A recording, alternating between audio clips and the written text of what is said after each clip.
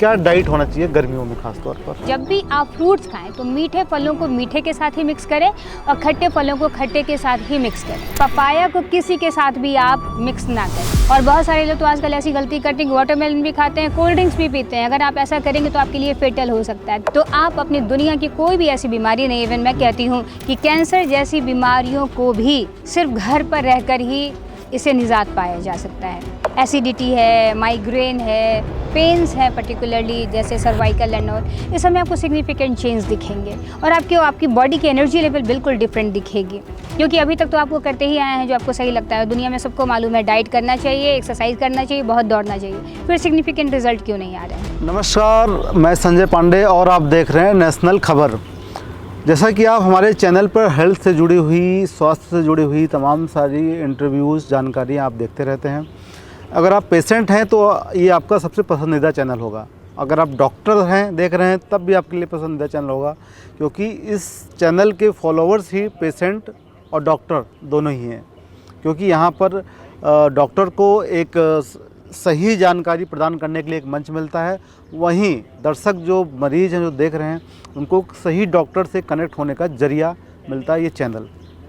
तो आज हम बात करने वाले हैं और आज मेरे ख़ास गेस्ट होंगे जो पहले भी आपने हमारे चैनल देखा होगा, श्वेता झा जी हैं। आपका बहुत बहुत स्वागत है। श्वेता झा जी के बारे में बताऊँ, ये नेचुरोपैथी एक्सपर्ट हैं जो नेचुरोपैथी और डाइट से तमाम सारी बीमारियों का एक सटीक इलाज करती आई हैं और अभी तक काफ़ी लंबा एक्सपीरियंस है मैडम का, लेकिन काफ़ी दिन से मीडिया से दूर रही हैं। तो ऑन रिक्वेस्ट नेशनल खबर पर आज समय दिया इन्होंने। तो आज हम जानेंगे कि वो क्या क्या ट्रीटमेंट करती हैं, कैसे करती हैं और अब कैसे तमाम सारी ऐसी बीमारियों से आप रोग मुक्त हो सकते हैं बिना किसी मेडिसिन, यानी कि डाइट से, नेचुरोपैथ से और कुछ हीलिंग प्रक्रिया से। तो आपका स्वागत है। तो मैडम, जिस तरह आज हम बैठे हुए देख रहे हैं और गर्मी बहुत बढ़ती जा रही है, अभी हम मई का स्टार्टिंग होने वाला है, तो गर्मी चरम पर है और गर्मियाँ जैसे आती हैं आप भी जानते होंगे कि तमाम तारीख बीमारियाँ भी गर्मियों में आना स्टार्ट हो जाती हैं। साथ साथ गर्मी अकेले ही नहीं आती, बीमारियाँ भी आती हैं। तो लोग बहुत परेशान हो जाते हैं कि वो क्या डाइट लें, कैसे खाएं, कैसे पिएं, कब सोएं, कब जगें, बहुत तमाम तरह की पूरा लाइफस्टाइल बदल जाता है गर्मियों में आते हैं। तो क्या डाइट होना चाहिए गर्मियों में खास तौर पर? जी बहुत बहुत धन्यवाद। देखिए, सबसे बड़ी बात है कि हमें ऋतुचर्या और दिनचर्या इन दोनों का पालन करना अनिवार्य है। और जैसे ही गर्मियाँ आ गई हैं तो आप देखेंगे कि मार्केट में फल भी बदल गए हैं, आपके कपड़े भी बदल गए हैं। लेकिन अगर हम वही भोजन करते रहेंगे जो हमने ठंड के दौरान खाया, बहुत घी में तला भुना भोजन, और अगर आप अभी भी खाते रहेंगे तो बीमार तो पड़ना लाजमी है। तो इस वक्त आप देखें कि जो मौसम के अनुकूल जितनी भी फल, जो सब्जियाँ जो बिल्कुल मौसमी हैं वो खाएँ और अपनी बॉडी को अच्छी तरीके से हाइड्रेट करें। नहीं तो डिहाइड्रेशन की कमी से ही अभी सारी तमाम बीमारियां होती हैं। जैसे कि गर्मी आती है, मैंने अक्सर देखा है, बहुत सी शिकायतें भी मिलती हैं कि लोगों को एसिडिटी होना स्टार्ट, गैस बढ़ना और नाक से खून आ जाना, अचानक बेहोश हो जाना, गर्मी इतनी लग गई कि और लोग ठंडा पानी पी रहे हो बेहोश हो गए। तो ये सब क्यों होता है, कैसे इससे बचा जा सकता है? देखिए, तो जैसा मैंने आपको आपके सवाल से बताया कि खान पान तो बदलना ही है। तो खान पान में बेसिकली ये बदलना है कि अपनी बॉडी को मॉर्निंग में उठिए और सबसे पहले उषा पान करिए। उषा पान यानी कि, और पानी पीने का सही तरीका भी सीखना ज़रूरी है कि हम पानी कैसे पीते हैं। बस हमें प्यास लगती है तो हम जल्दी जल्दी पानी पी जाते हैं। तो आपकी जो बॉडी है ना, वो मैकेनिकल नहीं है। जैसे आप किसी से अचानक से मिलते हैं तो आपको चेहरे पर मीन्स याद नहीं रहते, वैसे अगर आप अचानक से तुरंत पूरा पानी पी जाते हैं तो आपकी बॉडी इसको रिकॉग्नाइज़ नहीं करती है और वो बॉडी से इमीडिएटली बिना एसिमिलेट हुए, बिना एब्जॉर्ब हुए वो बाहर निकल आता है। तो आपको पानी घूट घूट करके पीते रहना है और मॉर्निंग में उषा पान करके अपनी बॉडी को पूरा अच्छी तरीके से हाइड्रेट करना है। और अभी के दिनों में 12 बजे दिन तक आपको कम्प्लीटली रॉ फूड यानी कि फल और सब्जियों पर रहना है। 12 बजे दिन के बाद भी जब आप अपना भोजन खाते हैं तो उसमें सैलेड्स, अभी आप देखें खीरा, ककड़ी, ये सब अबंडेंस में है मार्केट में, तो आप खीरा ककड़ी वगैरह खूब सारा खाइए। फिर उसके बाद जो भी भोजन बनता है उसको बहुत ज़्यादा तेल में ना पकाएं, बहुत ज़्यादा भुना हुआ नहीं खाएं और जो भी भोजन खाएं ईज़ी टू डाइजेस्ट भोजन लें और भोजन खाने का जो सही तौर तरीका है उसे अपनाएं। जैसे आपका भोजन फार्मूला बेस्ड होना चाहिए, जो फार्मूला मैं अपने पेशेंट्स को भी बताती हूँ वो फार्मूला है होलसम फूड लीजिए, लिविंग फूड लीजिए, वाटर बेस्ड लीजिए। जी, आपने सही तरीका तो आपने बता दिया, लेकिन जैसे कि ये भी अक्सर हमने रिसर्च में पाया है, बहुत से आर्टिकल भी हमने पढ़े हैं कि जैसे आपने सैलेड बताया, फ्रूट्स बताया कि आप खाइए, बट ये भी देखा गया कि बहुत से फ्रूट्स को एक साथ कुछ होते हैं जो मिलाकर नहीं खाते। इस फ्रूट्स को उस फ्रूट साथ नहीं खाना, इस सैलेड को उसके साथ नहीं खाना, टमाटर खीरा एक साथ नहीं खाना। ऐसे तमाम तरह के मिथ हैं कि सच है या झूठ है या भ्रम है, क्या है, अक्सर हम सोशल मीडिया पर बहुत देखते रहते हैं। और बहुत लोग कन्फ्यूज हैं कि लोग सैलेड नाम पर तो ठीक समझ गए, बट दूसरा वीडियो देख लेते हैं कि खीरा और टमाटर एक साथ नहीं खाना है, ककड़ी और इसके साथ ऐसा कुछ नहीं खाना, तो लोग फिर कन्फ्यूज हो जाते हैं वापस से कि ये मतलब फिर भ्रम जाल इतना फैला हुआ है। तो ऐसा कुछ जानकारी देंगे कि सैलेड को किस तरह से मैनेज किया जाए कि वो और ज़्यादा इम्पैक्टफुल हो। जी देखिए, सबसे बड़ी बात क्या है कि जैसे भले ही वो नेचुरल है, लेकिन सबके अंदर ऑर्गेनिक फॉर्म में भी केमिकल्स तो हैं ही, जिसको हम इनऑर्गेनिक केमिकल्स कह सकते हैं। और जो आप कुकड खाते हैं या जिसको फैक्ट्री में बनाया जाता है उसमें तो केमिकल्स हैं ही। तो जो भी फूड बनाया है माँ प्रकृति के द्वारा प्रदत्त है, लेकिन उनको अलग अलग मौसम में है, वो अलग अलग सीज़न में आ रहे हैं वो। और जब आप उसका कंकॉक्शन करते हैं तो कुछ बातों का खास ख्याल सिर्फ रखें कि जब भी आप फ्रूट्स खाएं तो मीठे फलों को मीठे के साथ ही मिक्स करें और खट्टे फलों को खट्टे के साथ ही मिक्स करें। लेकिन दो एक ऐसा एक्सेप्शन फ्रूट है जिसको खाने का सही तरीका समझ लें कि पपाया को किसी के साथ भी आप मिक्स ना करें। उसके अंदर जो कैरिका पपाया तत्व पाया जाता है वो बहुत ही पावरफुल है। और पपाया जो फल इतना मीठा होता है, अगर आपने कभी उसके पत्ते का रस ड्यूरिंग द डेंगू कभी आपने अगर चखा होगा तो वो नीम से भी ज़्यादा कड़वा होता है। तो उसके अंदर जो तत्व है, अगर आप उसको खाते हैं तो आपके बॉडी में बहुत तरीके के रिएक्शंस हो सकते हैं। तो पपाया के खाने के 1-2 घंटे तक कुछ भी ना खाएं। ऐसे ही बिल्कुल वाटरमेलन के साथ है कि अगर आप वाटरमेलन खाते हैं तो उसको सिर्फ मेलन के साथ ही मिक्स करें। वाटरमेलन के भी बाद आप कुछ भी ना खाएं। और बहुत सारे लोग तो आजकल ऐसी गलती करते हैं कि वाटरमेलन भी खाते हैं, कोल्ड ड्रिंक्स भी पीते हैं। अगर आप ऐसा करेंगे तो आपके लिए फेटल हो सकता है। तो बिल्कुल वाटरमेलन और पपाया के साथ तो बिल्कुल ये एहतियात बरतना है आपको। मतलब आपने ये साफ कर दिया कि मीठे फल के साथ मीठे फल के कॉम्बिनेशन रखें, खट्टे फल के साथ खट्टे फल खाएं एक साथ। अगर खट्टे मीठे फल दोनों एक साथ खा लें तो क्या होगा? देखिए क्या होगा की बात है, क्योंकि वो विटामिन सी उसमें प्रचुर है और डिफरेंट फलों के अंदर डिफरेंट एसिड्स पाए जाते हैं, तो वो उनका एक अपना तत्व है। और जो मीठे फल हैं उसमें शुगर कंटेंट बहुत ज़्यादा है, तो माइट बी दैट कि वो रिएक्ट कर सकती है। तो इसको डिमार्केट कर दिया गया कि बॉडी रिएक्टिव ना हो जाए। और हर फल किसी न किसी चीज़ के साथ मिलकर उसका जो कंकॉक्शन है एक नए पदार्थ को, नए केमिकल को प्रोड्यूस करता है। तो अभी तक तो जिस तरह आपसे बात हो गई डाइट की, और गर्मियों में, अच्छा गर्मियों में आपने तो हमने थोड़ी बीमारियां बता दी हमने। ज़्यादातर आजकल बच्चों में बहुत दिक्कत हो जाती है, जैसे डायरिया हो जाना, लूज मोशंस बच्चों में हो जाना, और इसको और लोग सीधा हॉस्पिटल भागते हैं कि क्या हो गया। फिर डॉक्टर क्या कहता है कि एडमिट कर लो, ग्लूकोज ड्रिप चढ़ा दो, ये कर दो। तो ये ऐसे कोई सिम्टम दिखें परिवार में, इनफैक्ट बच्चे क्या बड़ों में भी दिखें, तो वो घर पर डाइट से या कोई थेरेपी से जो घर पर लोग कर पाएँ, क्या तरीका उसका कोई? देखिए सबसे पहले तो हमारे पूरे भारत वर्ष में हर घर में बच्चों को दूध पिलाया जाता है सुबह उठते ही। और इस मौसम में दूध सही तरीके से आपके शरीर में नहीं पचता है, और हम वाटर के सब्स्टिट्यूट की जगह पर हम दूध अपने बच्चों को देते हैं कि इससे हमारे बच्चे बहुत हृष्ट-पुष्ट और बहुत ज़्यादा ताकतवर बनेंगे, लेकिन ऐसा नहीं होता। ये आपके पेट की समस्या, पेट के रोगों को बच्चों में बहुत ज़्यादा बढ़ते हुए हम लोग देख रहे हैं। स्कूली बच्चे जा रहे हैं तो वो दूध पीकर जा रहे हैं, या दूध या कॉर्नफ्लेक्स ही उनका स्टेपल डाइट हो चुका है। तो इसको चेंज करें, और मॉर्निंग में अपने बच्चों को भी या तो नारियल पानी यानी तो कोई पर्टिकुलर कोई फ्रूट जूस, और उनको कुछ सटीक जो उनको पसंद है वैसा उनको फ्रूट्स खिलाएँ और उनकी बॉडी को हाइड्रेट होने दें। क्योंकि अगर आप उनकी बॉडी को सही तरीके से हाइड्रेशन नहीं देंगे तो जो भी खाना बच्चे खाएंगे पचाने में मदद करता है जल तत्व, और जल तत्व की कमी होगी तो डाइजेशन से रिलेटेड इश्यूज तो होंगे ही। जी, तो जिस तरह आपका कोई जानकारी जो लोग सोच रहे होंगे, अभी देख रहे होंगे, उनका मन में सवाल आ रहा होगा कि आपसे वो कैसे मिलें, जो पेशेंट हैं वो भी देख रहे होंगे, तो आप कौन से डिजीज़ पर, जो बहुत डिजीज़ भी दो तरीके की होती है, एक होती है नॉर्मल डिजीज़ जैसे डायबिटीज़ हो गया, हाई बीपी, लो बीपी, जॉइंट पेन, ये नॉर्मल बना जाता है, बट एक डिजीज़ होती है क्रॉनिक डिजीज़, जैसे कि किडनी डिजीज़ हो गया, किसी की डायलिसिस चल रही है, किसी को कैंसर हो गया है या कैंसर के लक्षण दिख रहे हैं जी। ब्रेन स्ट्रोक का मामला है, लकवा का मामला है, जो ऐसी डिजीज़ है जिस पर लोग आम तौर पर नेचुरोपैथ पर जल्दी भरोसा नहीं करते हैं। तो आप क्या कहेंगे इस बारे में कि उस पर ऐसे पेशेंट आप पर भरोसा करें, आपसे ट्रीटमेंट के लिए बारे में सोच सकते हैं? मुझ पर भरोसा ना करें, माँ प्रकृति की शक्ति पर भरोसा करें, और इस पर भरोसा करने के अलावा आपके पास कोई रास्ता भी नहीं है। क्योंकि जो हमारे वरिष्ठ लोग थे, जो पूर्वज, वो बड़े ही इंटेलिजेंट थे, इसलिए उन्होंने दवाइयों का नाम दवाई रखा। क्योंकि आपकी बीमारियों को सिर्फ कुछ दिनों के लिए दवाइयों के द्वारा सिर्फ दवा दी जाती है और आपको लगता है कि आपको रिलीफ मिल गया। हो सकता है कि वो पर्टिकुलर डिजीज़ ना आए, लेकिन कोई ना कोई बीमारी लगातार आती रहेगी हर दवाइयों को खाने के बाद।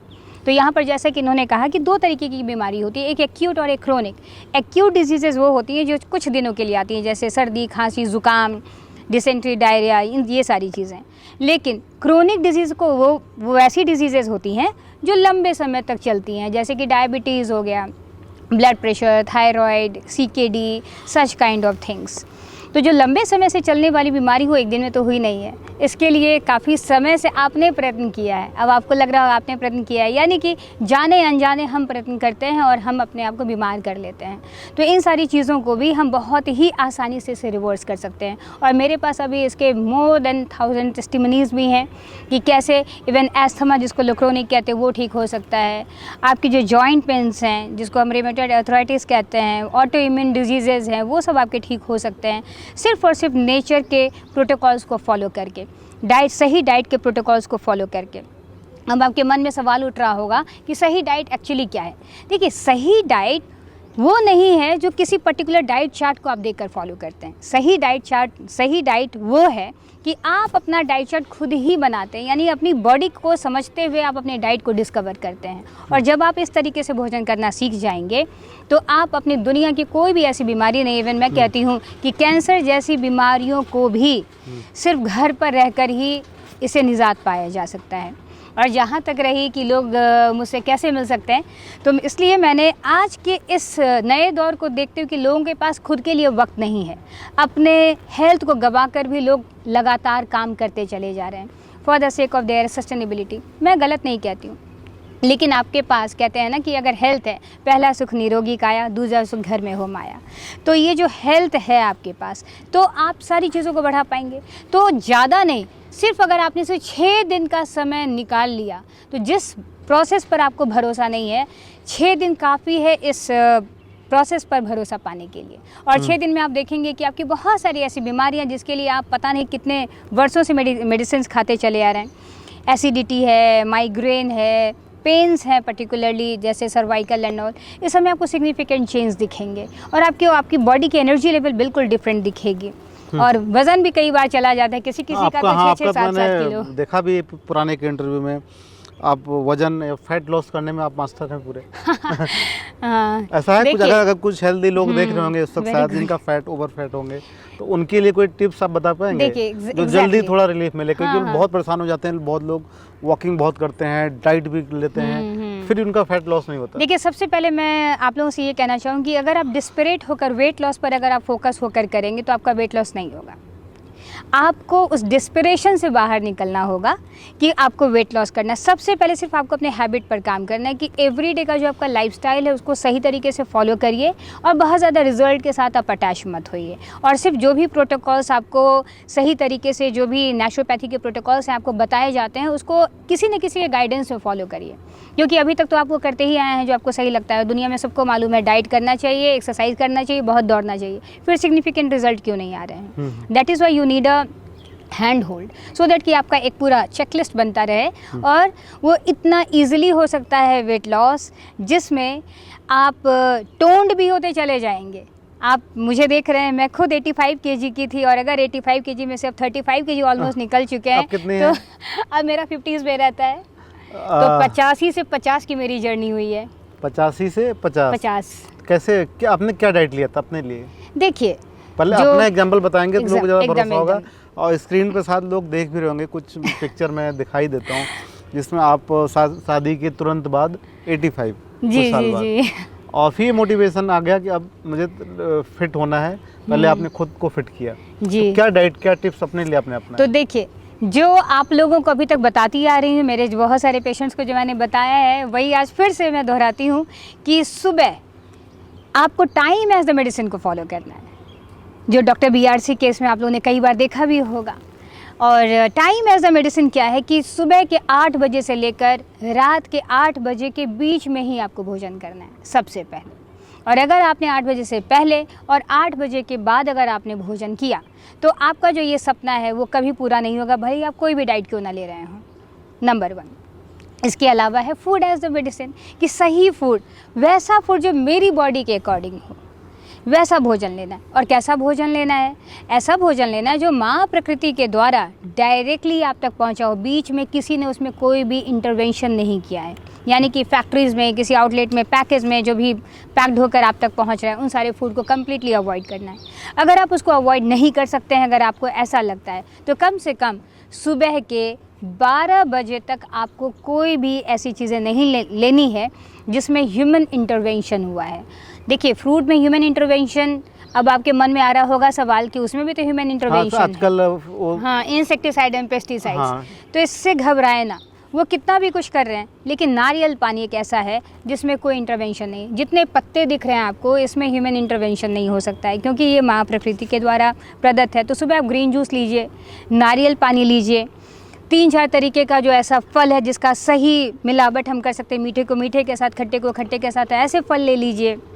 और अगर अभी जैसे वाटरमेलन, खीरा ककड़ी का समय है, तो जब वाटरमेलन लेते हैं तो पेट भर कर खाइए उसे, उसको एज अ टेस्ट मेकर मत खाइए, उसी को अपना मेन स्टेपल डाइट बनाइए।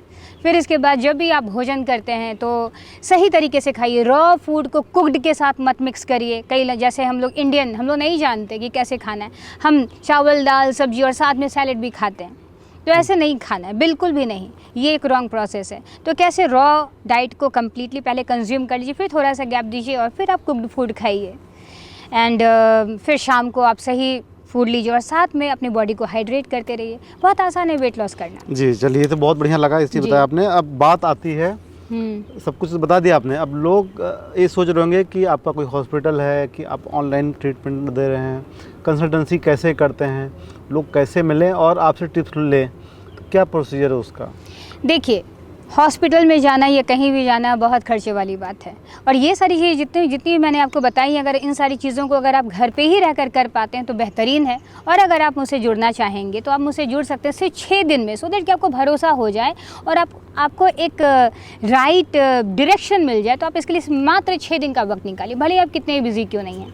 क्योंकि अगर जब तक आप अपनी बैटरी को रिचार्ज नहीं करेंगे, आप स्ट्रांग नहीं बनेंगे, आप अपने किसी भी काम को पावर नहीं दे सकते हैं। तो सिर्फ 6 दिन के लिए टाइम निकालना है और जो भी प्रोटोकॉल्स आपको दिया जाएगा, उसकी सारी PDF, उसके सारे वीडियो, सारी चीज़ें आपको दे दी जाएंगी कि उसके बाद आप उसको फॉलो करते रहिए और अपने आप को स्वस्थ बना लीजिए। तो 6 दिन कहाँ देना है, ऑनलाइन या ऑफलाइन? यस, 6 दिन आपको ऑनलाइन ही जुड़ना है। आप दुनिया के किसी भी कोने में क्यों नहीं है, आप ऑनलाइन जुड़िए, सो दैट कि आपको कहीं आने जाने की तकलीफ ना हो, आपके खर्चे भी कम से कम हो।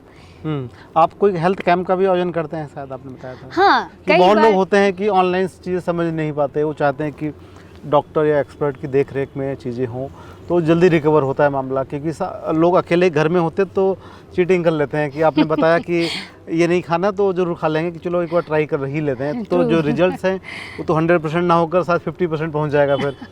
तो उस लोग जानते हैं इस चीज़ को कि गलत है, रोक नहीं पाते, कंट्रोल नहीं हो पाता। तो बहुत लोग सोचते हैं कि चलकर एक एक्सपर्ट की देख रेख में कुछ दिन हम लोग एक एडमिशन लेते हैं और वहाँ चीज़ों को करते हैं, रिवर्स करते हैं, जल्दी होता। तो ऐसा कोई तरीका भी है कि लोग आकर कोई कैंप वगैरह आपको ज्वाइन कर पाएँ, ऐसा कुछ? हाँ, देखिए, लोगों के पर्सनल रिक्वेस्ट की वजह से मैं टाइम टू टाइम नेचर के बीच में ही कैंप करती रहती हूँ। अगर अभी आपने पूछा तो मैं बताना चाहूँगी कि अभी भी मैं फ़िलहाल अभी कानाताल एक जगह उत्तराखंड में, जो आपको मसूरी के आसपास पड़ता है, देहरादून से 2 घंटे का रास्ता है वहाँ पर हमारे कुछ मित्रों ने मिलकर वहाँ पर एक पूरा एक वेलनेस हॉस्पिटल बनाया है। और उसी वेलनेस हॉस्पिटल में सारे पंचकर्मा थेरेपी, नेचुरोपैथी थेरेपीज़ और सबके रहने की व्यवस्था, प्लस कैसा भोजन खाएं, इन सारी चीज़ों की व्यवस्था वहाँ पर की गई है, जहाँ पर आप आ सकते हैं 4 दिन अपनी फैमिली के साथ भी, खुद अकेले भी, और वहाँ पर रहकर आप कंप्लीट रिजुविनेशन कर सकते हैं अपने हेल्थ की। तो अभी इसी मंथ मेरा होने वाला है कुछ दिनों के अंदर। हर एवरी मंथ करते हैं क्या उस पर? एवरी मंथ तो मैं नहीं कहूँगी, लेकिन समटाइम्स जब ऑन रिक्वेस्ट ये होता है। ऑन रिक्वेस्ट मीन्स कैपेसिटी आपकी वहाँ हाँ, कंप्लीट हाँ, हो हाँ, जाती है yes, उसके yes, बाद yes. बाद ठीक है। अभी तक कितने कैंप कर चुके हैं आप? ये मेरा अभी तो दूसरा ही कैंप है। अच्छा, दूसरा कैंप। फर्स्ट कैंप में कितने लोग आए थे? फर्स्ट कैंप में मेरे लगभग 30 के आसपास लोग आए थे। 30 लोग। छोटा ग्रुप रहने से ये होता कहाँ है। कहाँ से आए थे ये भी जान सकते हैं? हाँ, लोग सुन रहे होंगे कहाँ तो से आए थे? मुंबई से आए थे, पुणे से आए थे, कुछ लोग झारखंड से आए थे, कुछ लोग आपको साउथ में और भी बहुत सारी जगह वहाँ से आए थे, दिल्ली से बहुत सारे लोग थे। तो मीन्स इंडिया के हर कोने कोने से लोग आते हैं। वाह, मतलब ये चीज़ क्लियर हो गया कि भारत के किसी भी कोने में आप तो ऑनलाइन और ऑफलाइन साथ दोनों ही प्रक्रिया आप दे रहे हैं। जी। चलिए, और कोई संदेश हो जाते जाते लास्ट को दे सकते हैं आप दर्शकों को? देखिए, सबसे बड़ी चीज़ तो ये है कि भोजन क्या करना है ऑलमोस्ट सबको मालूम है। हम लोग आजकल सब कुछ सारी चीज़ों की जानकारी तो ले लेते हैं, ये भोजन किस तरीके से करना है ये उससे भी कई अधिक गुना इम्पॉर्टेंट है।